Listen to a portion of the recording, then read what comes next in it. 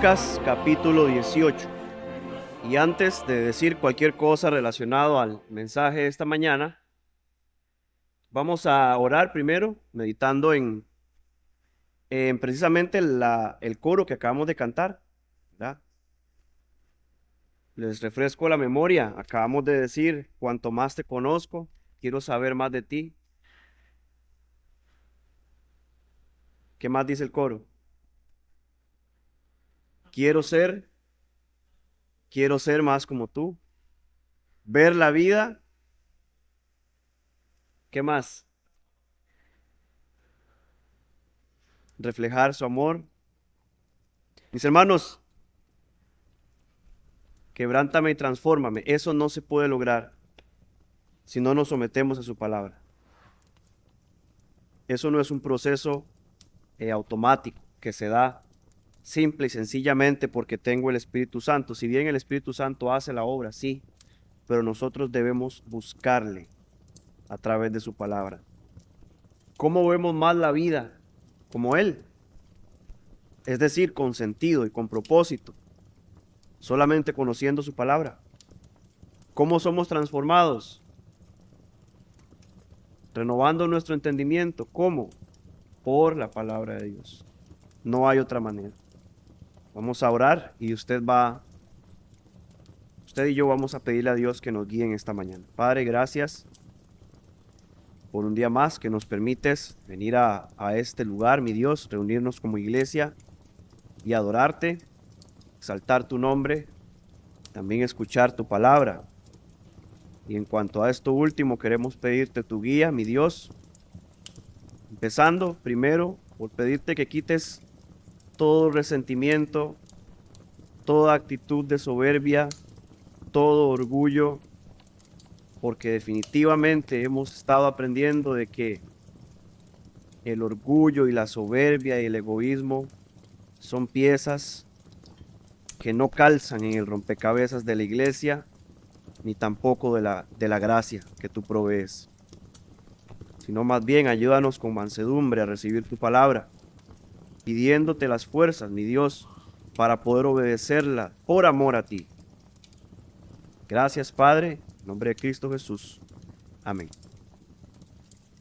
Hermanos, en Lucas capítulo 18 vamos a estar meditando, conversando en esta mañana acerca de los versículos del 9 al 14. Esta es la parábola del fariseo y el publicano.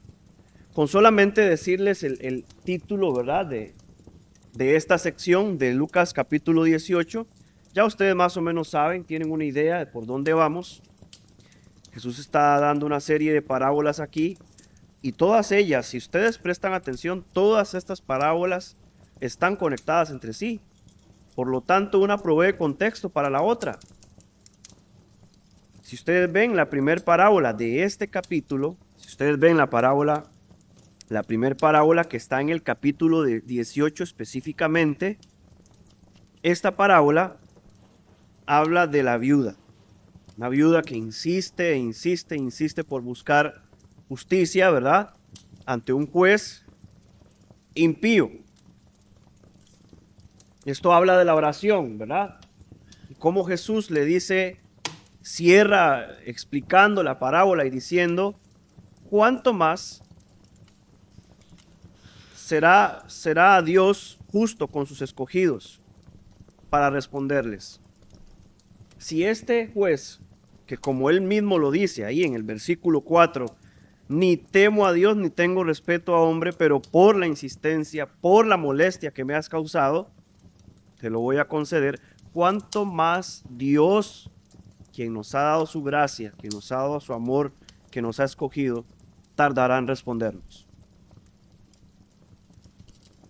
Y siguiendo esta línea de la oración, Jesús trae otra parábola ante el público que está aquí presente.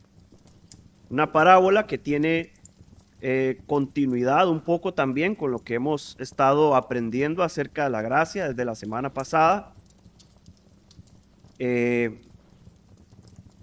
También el contexto que hemos estado viendo del libro de Hechos nos va a ayudar a entender un poco ¿verdad? Cómo el fariseo, como el publicano están posesionados en esta sociedad israelita y dónde ocurren los hechos. Eso nos ayuda y nos amplía el panorama un montón. Vamos a leer la parábola completa y después, como es costumbre, vamos a tratar de ir examinando texto por texto. ¿Ven? Dice así,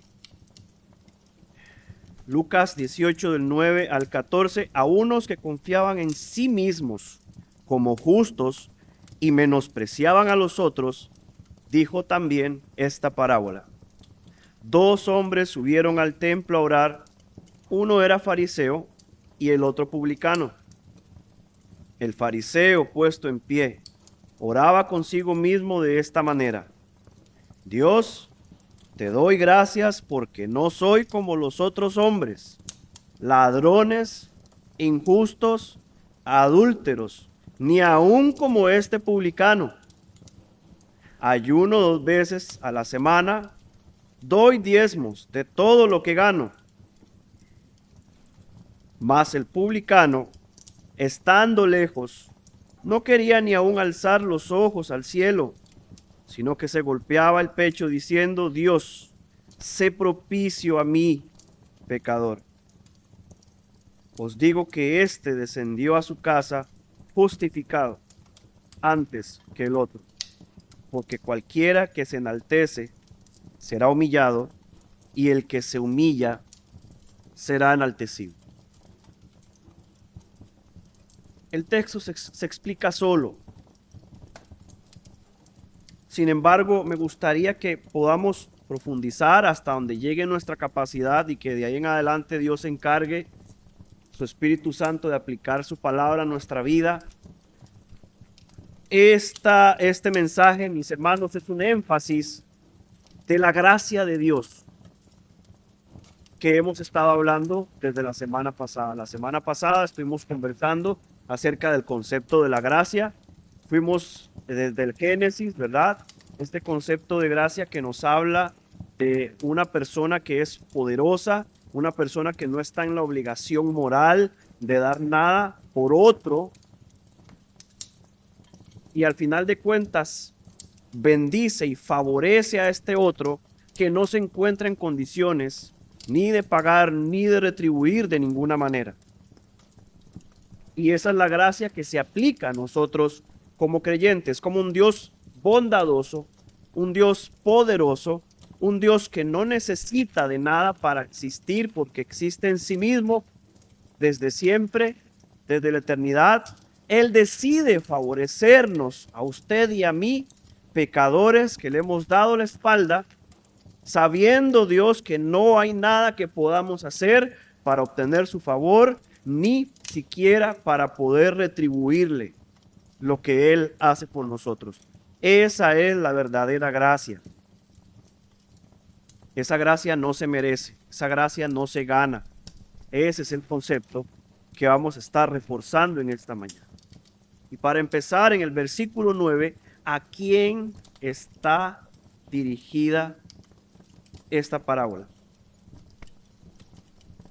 Dice Jesús, bueno, dice el texto, primero, a unos que confiaban en sí mismos como justos, y no solamente confiaban en sí mismos como justos, no solamente creían que su vida era perfecta, era justa y sin pecado ante los ojos de Dios, sino que se suma a esto el menosprecio hacia otros a quienes ellos consideraban inferiores por su estilo de vida.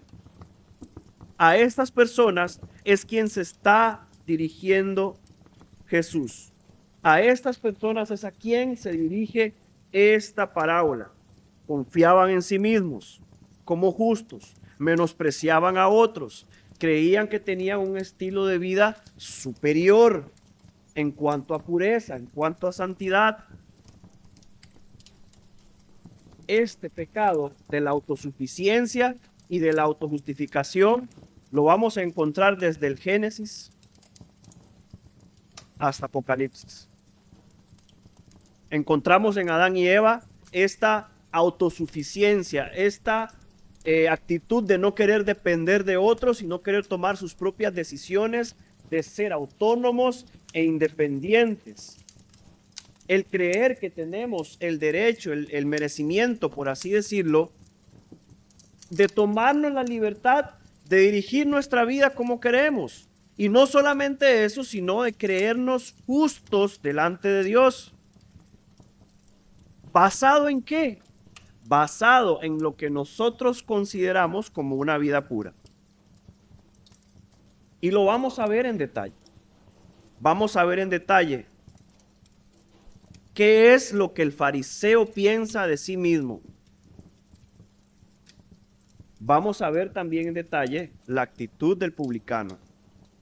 Estas dos personas juegan un papel muy importante, o por lo menos son protagonistas en la historia de Israel en este momento. Vemos que Israel, por ejemplo, en Deuteronomio 11, Dios advierte a Israel y les dice: Israel, cuando ocupes la tierra, cuando estés prosperando, cuídate de no olvidarte que fui yo quien te da la fuerza. Usted puede leer Deuteronomio, inclusive el 8, el 11, son capítulos muy similares de Dios previniendo a Israel de esta autojusticia, de esa autocomplacencia, ¿verdad? De decir, yo tengo el mérito suficiente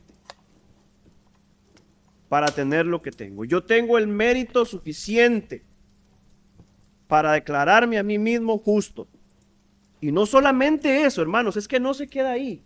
Menospreciar a aquellos que yo creo que no están siendo como yo soy. A ese tipo de personas está dedicada esta parábola. Y si hay alguno de nosotros con esa actitud, con ese espíritu de superioridad, por creer que tenemos un estilo de vida mejor que otros, no me refiero a un estilo de vida en cuanto a lo social, sino en cuanto a lo espiritual. Hermanos, hay una enseñanza preciosa que nosotros podemos aprender de la relación que tiene el Padre con el Hijo y el Espíritu Santo. Cuando usted estudia la doctrina de la Trinidad en sí mismo, de el ser de Dios como tal y cómo estas tres personas compartiendo el mismo ser se relacionan entre ellas, vamos a encontrar algo que muchos teólogos llaman una jerarquía funcional. ¿Qué significa eso? Significa que el Padre, el Hijo y el Espíritu Santo son iguales. Los tres son Dios. Son iguales en poder, pero son diferentes personas. Y a pesar de que ninguno es mayor al otro, constantemente en los evangelios vemos a Jesús diciendo: aquel que me envió. Solo Dios el Padre es bueno. Alabando a Dios, viendo a Jesús someterse a la obediencia a su Padre. Luego vemos a Dios cómo se refiere a Jesús como aquel en cual yo tengo complacencia. Alábenlo a Él. Vemos también a Jesús cómo se refiere hacia el Espíritu Santo diciendo: vendrá alguien como yo a consolarlos. Y a pesar, mis hermanos, que dentro de la Trinidad existe esta jerarquía funcional, es decir, nadie es mayor que otro, pero de acuerdo al plan de Dios, Jesús se somete al Padre. Pero al mismo tiempo el Padre exalta a Jesús. ¿Me estoy dando a entender? Esta relación de menosprecio no se da en Dios entre sus personas, sino que más bien lo que vemos es un constante considerar al otro superior a mí. Y lo vemos en Jesús, sometiéndose a Dios el Padre. Pero a la vez no vemos al Dios el Padre menospreciando a Jesús, sino exaltándole, sujetándole todas las cosas a Él. dirigiendo la adoración hacia Él. Pero sucede con los hombres, porque de alguna manera el pecado nos ha pervertido para creer que habemos unos mejores que otros. Y lamentablemente dentro de la iglesia hay personas de este tipo, quienes creen que son lo suficientemente justos como para tener una mejor posición delante de Dios, y no hay pensamiento más equivocado que ese. Amén. ¿Están conmigo? ¿Sí? Entonces vamos a ir moviéndonos, hermanos. Vamos a ir inmediatamente al versículo 10. Dos hombres subieron al templo a orar. Uno era fariseo y el otro publicano. Y aquí vemos el contexto judío, israelita, como dos buenos israelitas, ¿verdad? Suben, ¿a qué hora? Al templo a orar. Estuvimos hablando hace ya un tiempo de que o a las 9 de la mañana o a las 3 de la tarde. Posiblemente estos hombres se toparon, posiblemente es muy posible también de que uno haya ido a otra hora diferente del otro, pero van al templo. En el templo, recuerden esto, en el templo en donde la mayoría de los israelitas se reúne para orar o hace la hora de la oración con sus diferentes lugares, ¿verdad? Se está dando, esto que está sucediendo en esta parábola, se está dando en un lugar público, en un lugar abierto, a vista de todos. Todos están presenciando lo que está ocurriendo con estas dos personas. Ahora, tenemos a un fariseo y un publicano en el templo. La diferencia era notable. Fariseo con sus vestimentas, los publicanos eran conocidos, no pasaban desapercibidos. En la iglesia de hoy tenemos de los dos tipos. A veces los podemos diferenciar, a veces no. Pero esto que está ocurriendo está sucediendo dentro del templo. Hermanos, ¿cuántos creyentes se acercan a la casa de Dios a adorar y a servir de esta manera? Aquí tenemos dos actitudes completamente diferentes. Estas personas están yendo al templo. Y ahorita vamos a ver un poco el contexto cultural, muy cortito, para entender. Fariseo a los ojos de un judío, de un israelita, no es lo mismo que un publicano. No es lo mismo. Pero de nuevo, tenemos la tendencia de dejarnos guiar por las apariencias. Creemos que porque hay alguien que está al frente, está sirviendo, qué sé yo, recoge la ofrenda, o canta los coritos, o predica, inmediatamente en nosotros, porque es parte de la naturaleza humana, le ponemos a esa persona en un nivel de superioridad con respecto a mí. Esto es práctica, esto es automático. Hay una persona al frente dirigiendo, inmediatamente nosotros pensamos, esta persona tiene un escalón más cerca a Dios. ¿Qué es un fariseo? ¿Qué es un fariseo para el pueblo judío? Aquí tenemos dos caras de la moneda, mis hermanos. Tenemos un fariseo que es respetado por su conocimiento de la ley, por su práctica de la ley. Admirado.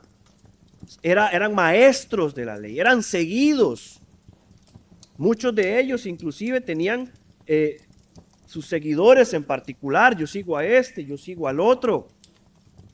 Y ver un fariseo en el templo era común. era de esperarse. Era aceptado y era normalizado. Es un fariseo en el templo, está honrando a Dios, está honrando el tiempo de la oración y era admirado. Ahora, ¿qué pasa con el publicano? ¿Qué pasa con el publicano? El publicano era judío también. Pero aquí hay algo muy distinto a un fariseo. El publicano o el cobrador de impuestos, que es lo mismo, era una escoria para su pueblo. Era lo más bajo, era lo más detestable que podía haber. ¿Por qué?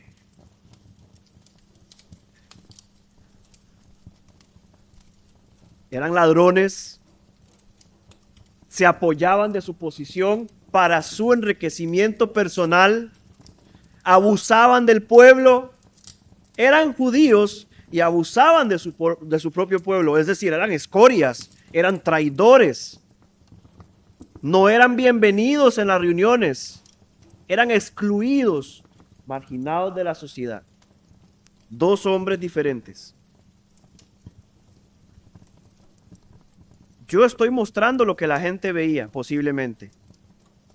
Estamos en el templo en la hora de la oración. Yo veo un fariseo que está ahí orando, ¿verdad? Ahorita vamos a hablar un poco de la oración del fariseo. Y me inspira ver al fariseo. Yo quiero ser como él. Entonces yo oro más, me doy la vuelta, veo el publicano. ¿Y este qué hace aquí? Este traidor. Pero lo que ocurre en el interior de estas dos personas completamente distintas entre ellas mismas no corresponde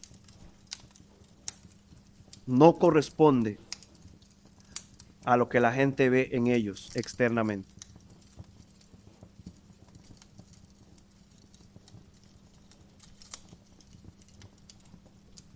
Como dice el dicho, las apariencias engañan. Y nosotros, por más que no queremos hacerlo, nos dejamos guiar por las apariencias.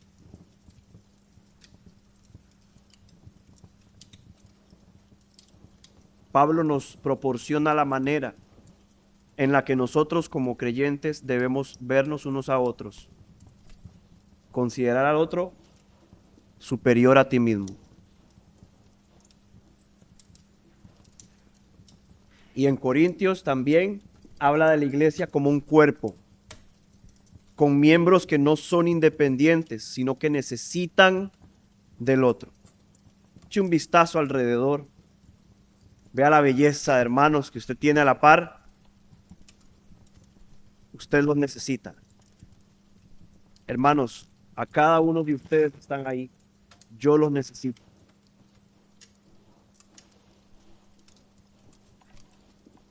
Los de esta banca necesitan a los de esta banca y viceversa. Nadie, mis hermanos, sobra en la iglesia. Todos somos importantes. El menosprecio no cabe en la iglesia. Porque recuerden que hemos sido salvos por gracia. La gracia de Dios. Y vamos a entrar ya en la oración del fariseo, que se encuentra dividida en dos versículos. Versículo 11. El fariseo, puesto en pie, oraba consigo mismo de esta manera. Jesús está diciendo, fariseo está describiendo un hombre que está puesto en pie, a vista de todo mundo, pero dice algo interesante, oraba consigo mismo. Oraba consigo mismo. ¿Este fariseo estaba dirigiéndose a Dios? ¿O este fariseo estaba ahí en su intimidad, hablando consigo mismo, de sí mismo y para sí mismo? ¿Por qué Jesús dice eso?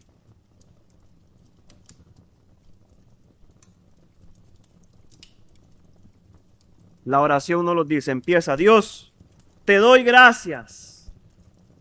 Entonces no es una oración en la cual vemos que el fariseo esté pidiéndole algo a Dios, sino una oración que en apariencia es en agradecimiento. Y generalmente nosotros agradecemos a Dios por lo que Él nos ha dado. Y cuando usted hace una oración de acción de gracias, usted dice: Dios, te doy gracias por esto, esto y esto que has hecho en mi vida. Pero la oración del fariseo es muy extraña, puesto que él no agradece a Dios por algo que Dios haya hecho, sino por algo que él cree que hizo. Vamos a leerlo. Dios, te doy gracias porque no soy como los otros hombres.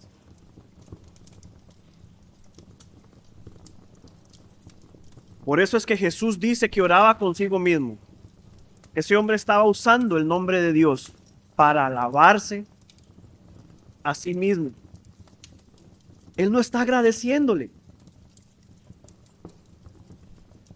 Él no está dando un motivo. Él no está diciendo: Dios, gracias por la vida, o gracias por tu palabra, o gracias porque yo no soy como los otros hombres.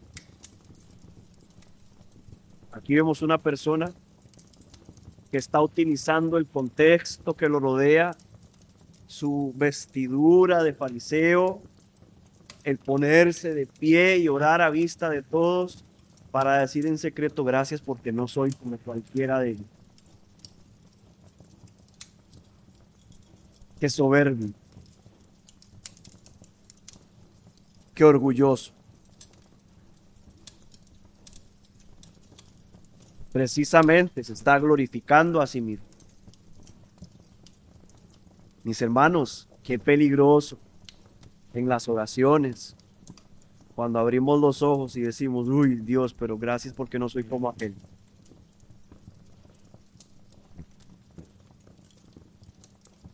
Nos vemos tentados de ver a alguien que tiene cierta debilidad. Vemos tentados a decir: por lo menos no soy como aquel. El problema de la comparación.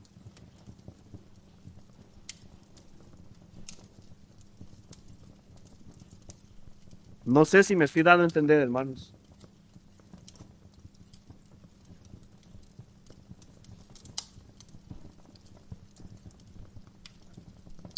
Exactamente.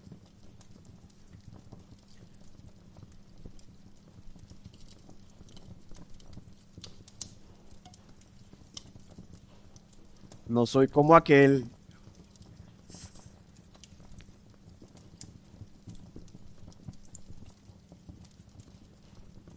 ¿Cuál es el motivo de agradecimiento del fariseo? No hay ninguno. No tiene. Porque él cree que lo que tiene, o lo que él cree tener, lo alcanzó en sus propias fuerzas y en su propia obediencia y en sus propios méritos. Y no puede estar más equivocado.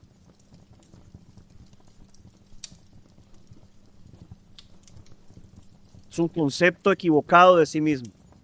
Y vemos en Romanos, si no me equivoco, es el 12:13: nadie tenga un concepto más elevado de sí mismo que el que debe tener. Debemos conocernos quiénes somos en Cristo.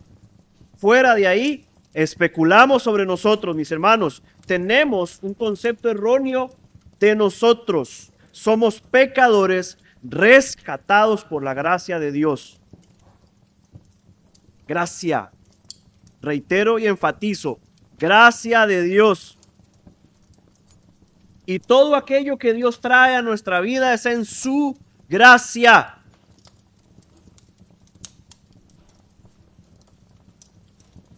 No puedes ganarte el favor de Dios. No puedes, no tienes con qué. No puedes.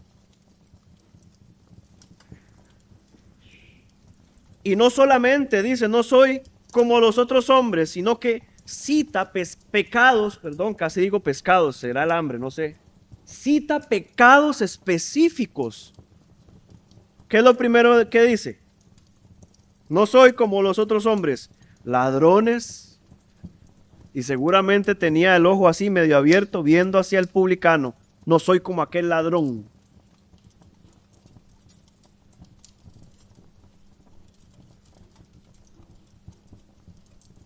Que le roba al pueblo. ¿Será cierto? Hay un pasaje en Mateo que ahorita mismo no recuerdo, en donde Jesús casi que empieza cada versículo diciendo, fariseos hipócritas, por esto, esto y esto. Fariseos hipócritas, por esto, esto y esto. ¿No abusaban los fariseos de las viudas para sacar algo a cambio?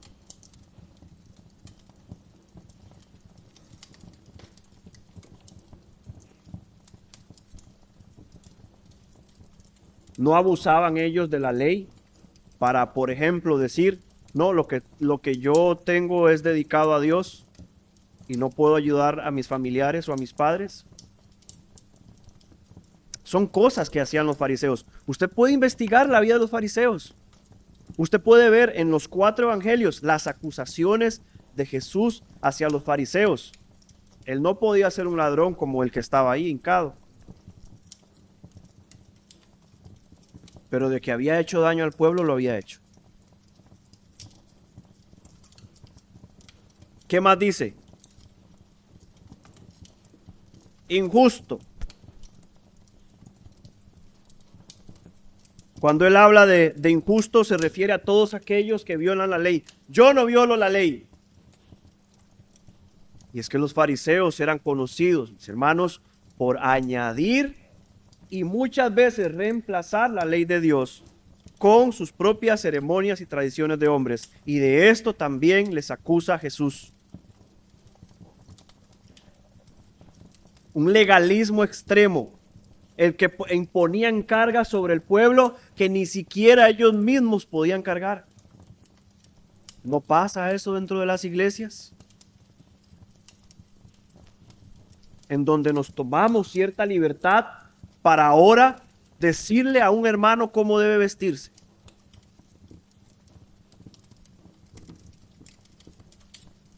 Es peligroso, hermanos. Esto es peligroso en muchas iglesias. El legalismo es todo aquello que es impuesto por el hombre con el objetivo, entre comillas, de agradar a Dios, cuando la Escritura no lo pide o no lo regula. Y se castigaba al pueblo muchas veces por violar ceremonias, tradiciones de hombres y no por incurrir en la violación de la palabra de Dios. Más bien se violaba la palabra de Dios en muchos casos por proteger la tradición, por proteger la ceremonia.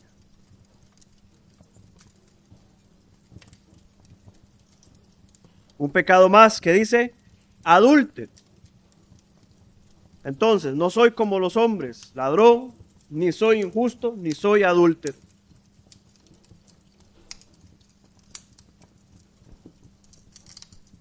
Para el fariseo, y también lo hemos confrontado por Jesús en ese sentido, para el fariseo el adulterio se alcanzaba o se cometía solamente cuando se daba el acto literal y físico en el que un hombre tenía relaciones íntimas fuera de su matrimonio, cuando ya se cometió el acto. Jesús les dice que desea en su corazón. El fariseo podía utilizar cualquier excusa también para divorciarse.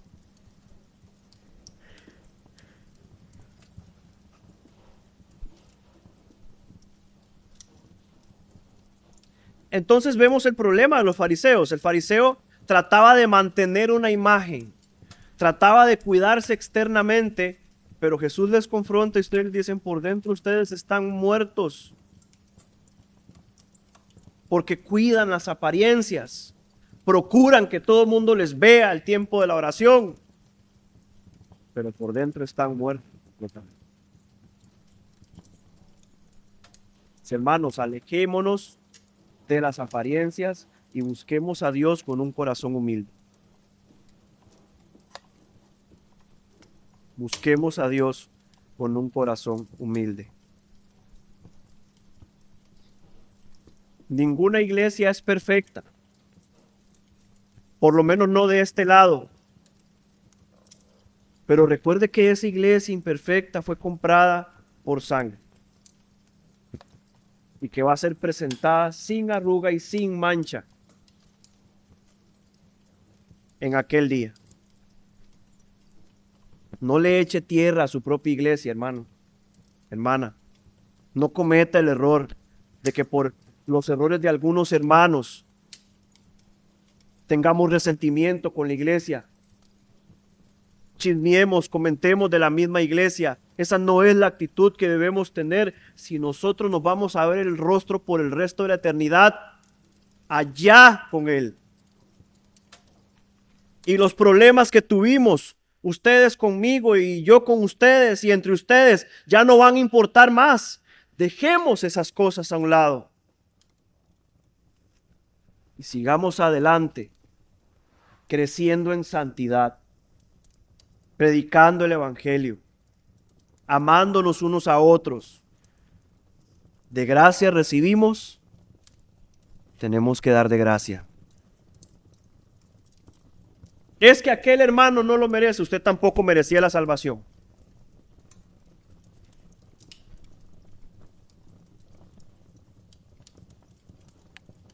Es que el hermano me hirió y no lo puedo perdonar. Dios te perdonó.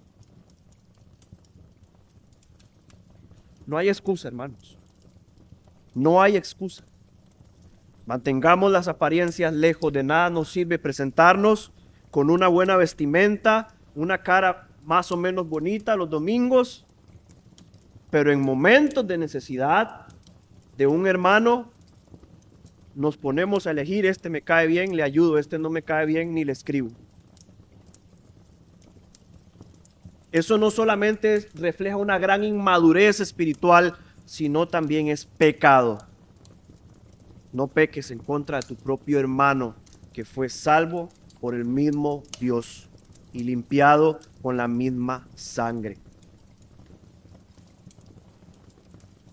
A este fariseo no le importaba nada más que su propia apariencia.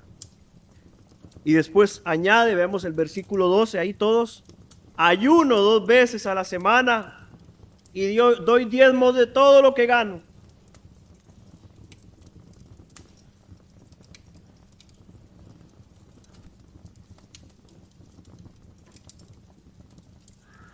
Vemos también a Jesús reclamándoles y diciéndoles: cuando ustedes ayunen, procuren de que nadie se dé cuenta. ¿Qué hacían los fariseos? Echaban ceniza para mostrar que estaban en aflicción, en lamento. Allá va el fariseo, mira, con la ceniza, está ayunando. Yo quiero ser como él. Pero era un ayuno, mis hermanos, simplemente para aparentar, para atraer más alabanza, para atraer más admiración hacia ellos. Y no de verdad porque estaban dedicándose a la oración, no porque se estaban dedicando a la palabra. Así cualquiera puede ayunar.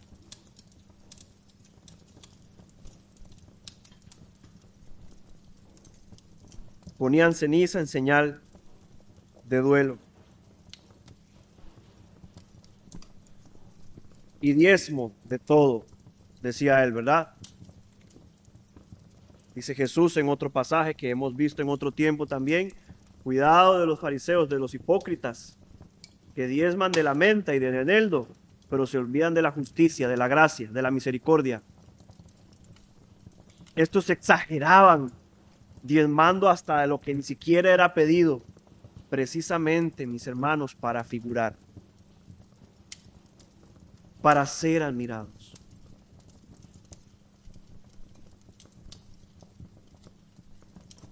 Entonces, aquí tenemos un problema. El problema de cumplir externamente mientras nuestro corazón está lejos de Dios. Y muchas veces criticamos, tenemos un hermano que tiene un mes de no venir y tal vez el hermano tiene una situación, pero se mantiene en comunión con el Señor, lee su palabra y dice: Dios, por favor, permíteme pronto retornar a mi iglesia. Pero luego está el hermano que sí está viniendo, pero no lee la Biblia en su casa, viene a criticar a otros, viene a hablar mal del mensaje, viene a hablar mal de la adoración. ¿De qué le sirve congregarse? O el hermano que diezma en grandes cantidades simplemente para ser visto, porque en su corazón se molesta porque nadie más diezma y solo él.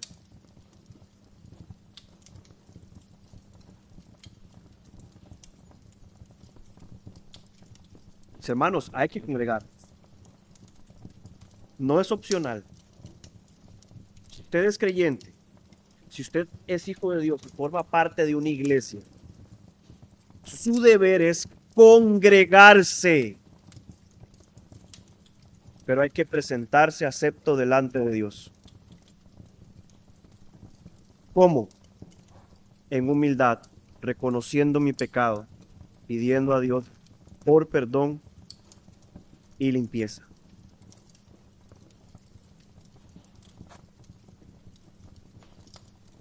Generalmente hablamos de pecados grandes y hacemos lo mismo que hace el fariseo.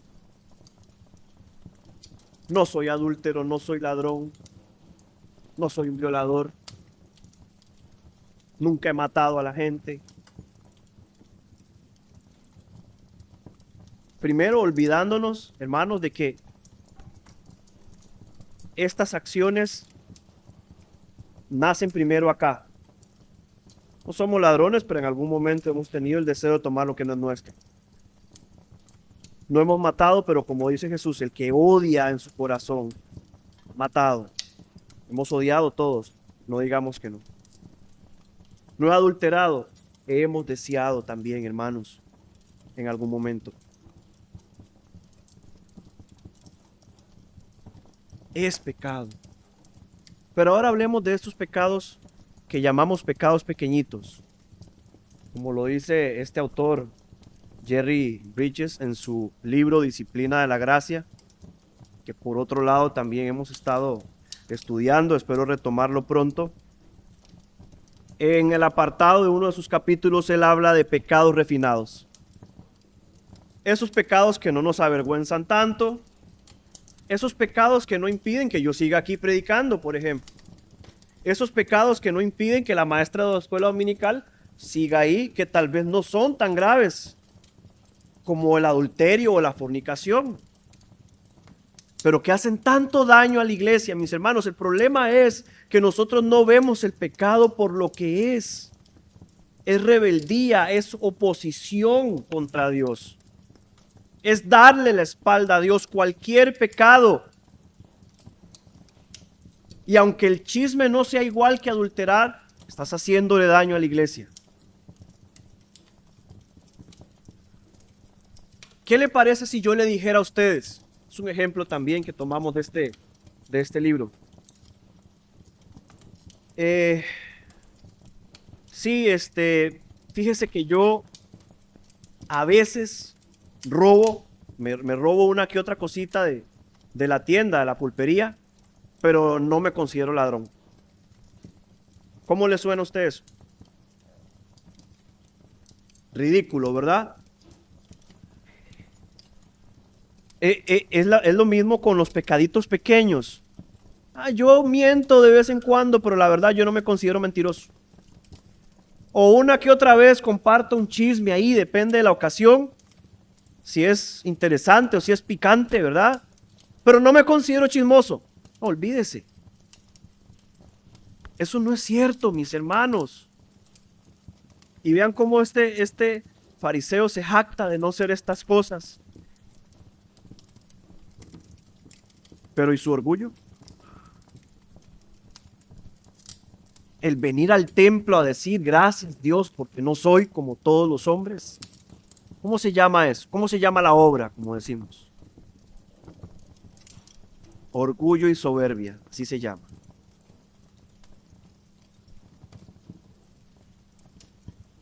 Ahora nos vamos a brincar la cerca, mis hermanos. ¿Cuánto tiempo llevo? ¿Sí? Llevo 45 minutos. Ya casi termino. Punto número 4, vamos a ir a la oración del publicano y vamos a leer ahí. Más el publicano estando lejos. Lejos, mis hermanos, posiblemente este hombre no se sentía digno de estar ni siquiera en el templo, que permanecía lejos del atrio. Seguramente escondido en alguna esquina, no quería ser visto. Él se sentía indigno de estar ahí. Físicamente lejos del atrio, pero espiritualmente sabía que su pecado le mantenía lejos de Dios y era consciente de eso. Había una profunda reverencia y temor de este hombre que no era capaz de volver a ver al cielo. No podía ver a Dios, sí, pero lo que el texto nos indica es que este hombre ni siquiera simbólicamente quería volver a ver al cielo, porque se sentía completamente indigno, como lo que era realmente. El fariseo tiene una concepción equivocada de sí mismo. Este hombre sabe quién es, un miserable pecador. Yo te pregunto en esta mañana, ¿tú sabes quién eres? ¿Sabes quién eres?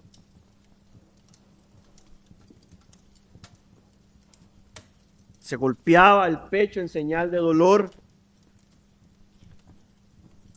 Que por cierto, esto no es un ritual que debamos imitar. Esto es parte de la cultura que indicaba el dolor, el arrepentimiento que este hombre está sintiendo en su interior. Este hombre está sufriendo porque sabe que ha engañado a su propio pueblo, a sus hermanos, les ha robado, pero más importante, ha traicionado a su Dios con su pecado.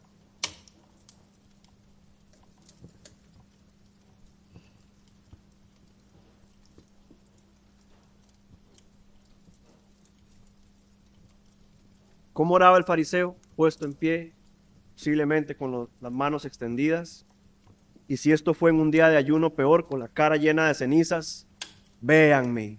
Pero este hombre ni siquiera quería levantar la mirada.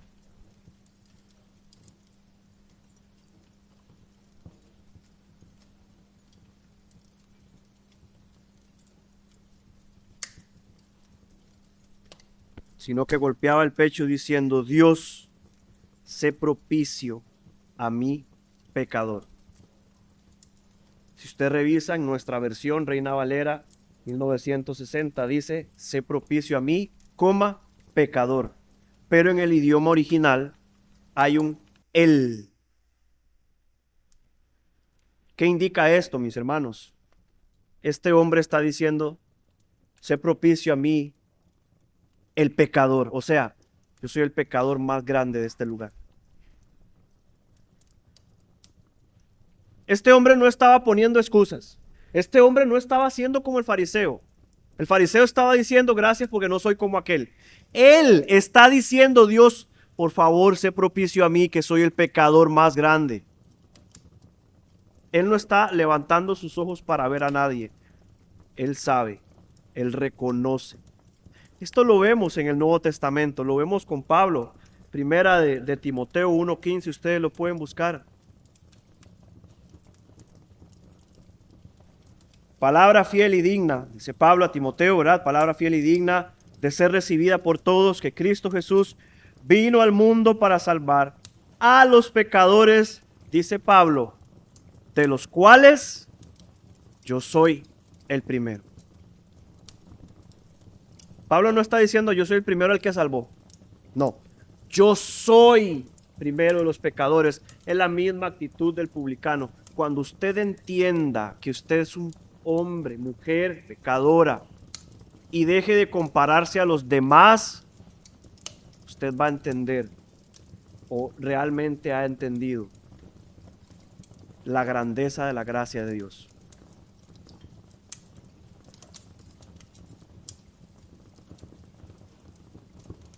Sé propicio. Él pide la gracia de Dios. Por la misericordia de Dios, Señor, sálvame y ya. ¿Qué es ese propicio a mí? Esto es un lenguaje muy conocido para el pueblo de Israel.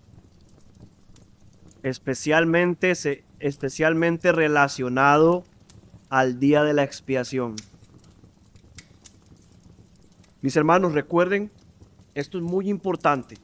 Recuerden que Dios es un Dios justo y que Dios no nos perdona a nosotros en base a nada. No es cierto. La gracia, la salvación es gratis para nosotros, para usted y para mí, pero para Dios tuvo un costo. La gracia, la salvación siempre ha tenido un costo, pero usted ni yo lo pagamos. Y en el Antiguo Testamento veíamos en el día de la expiación cómo se apartaban dos carneros posterior a la ceremonia que hace el sacerdote para limpiarse a sí mismo. Y luego hay dos carneros, uno que es degollado y puesto en la mesa de propiciación, ¿verdad? Se rocía el arca del pacto con la sangre. En este caso, Samuel Pérez Millos explica que el querubín que está en el arca del pacto, que mira hacia el interior del arca del pacto, donde están las tablas de la ley, esto hacía reflejar la condición del pueblo ante la ley que era desfavorable. Pero al rociar la sangre del carnero, esta sangre cubría ese pecado. Al cubrir con sangre, ese es el concepto de cubrir el pecado en el Antiguo Testamento. Esa es la propiciación, es decir, se ofrece un sacrificio para que Dios sea satisfecho. Y por medio de ese sacrificio, que funcione como una sustitución y que con la muerte de ese sacrificio se pague mi pecado. Uno era degollado, el otro simbólicamente se le imponían las manos, depositando todo el pecado del pueblo en ese, y se enviaba al desierto, fuera del campamento. Eran dos carneros. El publicano aquí está pidiendo: Dios, provee un sacrificio para mí, para que pueda ser salvo. ¿Quién está hablando estas palabras? Como dijo Juan, ¿quién está contando la parábola? A eso me refiero. Como dijo Juan, he ahí el Cordero de Dios que quita el pecado del mundo. Juan el Bautista. El Señor Jesús, ese sacrificio que iba a propiciar o satisfacer, al satisfacer la ira de Dios, el pueblo iba a ser capaz por el sacrificio de reconciliarse con Dios. Esto es lo que el publicano está pidiendo: sé propicio a mí, pecador.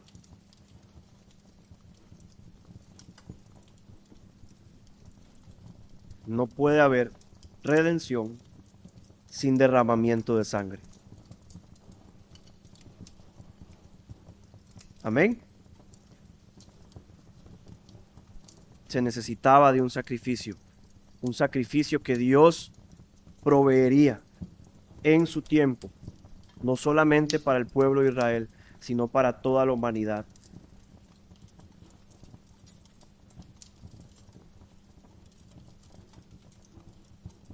Con base a ese sacrificio es que Jesús dice lo que dice en el verso 14: os digo que éste descendió a su casa justificado antes que el otro, porque cualquiera que se enaltece será humillado, y el que se humilla será enaltecido. Ojo, aquí es importante entender, notar de que no está diciendo que el otro también fue justificado. Aquí Jesús está explicando: este fue justificado, aquel que se justificaba a sí mismo, ese no fue justificado. Es decir, en su humillación, reconociendo total dependencia para con Dios en cuanto a su salvación, por la fe, Dios le hace justo delante de él.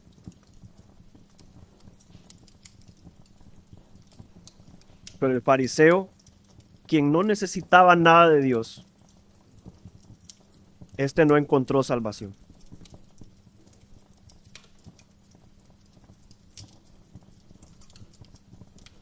Amada iglesia,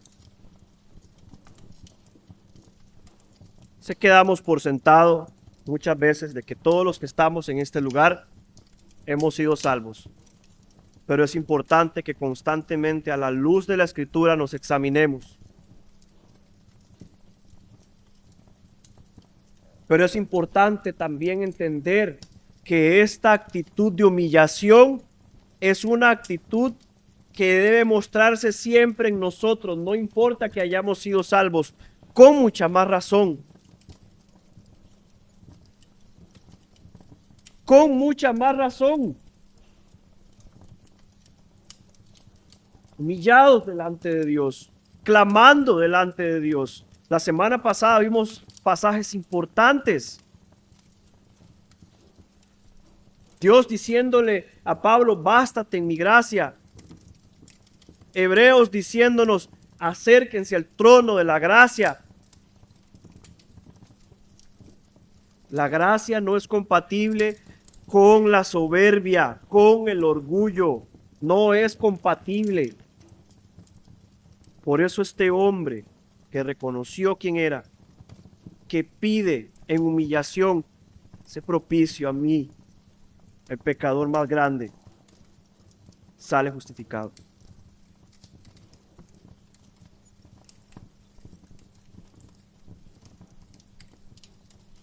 Proverbios 16, 18, y ya vamos cerrando.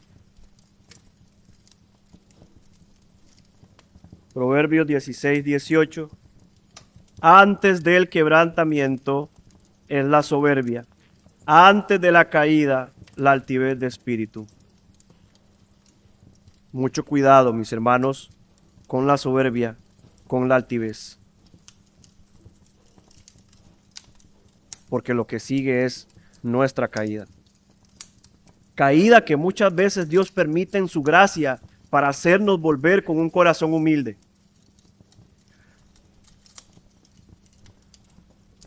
Y el último pasaje está en Isaías 66. Isaías 66.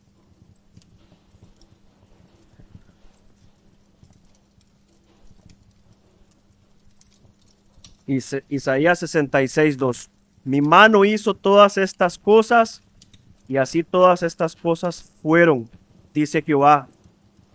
Pero miraré a aquel que es pobre y humilde de espíritu y que tiembla a mi palabra. En nuestras manos está, hermanos, si de ahora en adelante nuestra actitud va a ser esta actitud de reconocernos como somos y depender de la gracia de Dios para nuestra vida, para el ministerio, para todo aspecto de nuestra vida. O ser como el fariseo y creer que somos suficientes para todo. Creer que tenemos todo lo que ocupamos en nosotros para crecer espiritualmente. Eso es orgullo, eso es prepotencia, es soberbia. No seamos como el fariseo. En la iglesia no hay espacio para ese tipo de personas. Y si lo hay, es para que vean en sí mismos la necesidad de salvación. Cierro con esta frase de Samuel Pérez Millos, dice, ningún instrumento será válido en la mano de Dios, a no ser que esté revestido de humildad. Las bendiciones suyas están reservadas para el humilde, mientras Él aleja a los altivos. Oremos. Gracias, Señor, por esta parábola. Gracias, Padre, por las palabras expresadas por tu Hijo en esta